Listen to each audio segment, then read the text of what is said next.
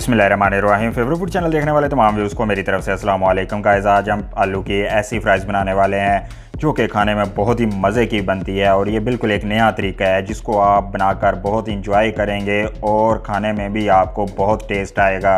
आप इसको घर में लाजमी ट्राई कीजिएगा, ये बहुत ही मज़े की बनती है। स्टार्ट करने से पहले फेवरेट फूड चैनल को सब्सक्राइब कर लें और बेल आइकन को प्रेस कर लें ताकि हर आने वाली वीडियो आप तक पहुँच जाए।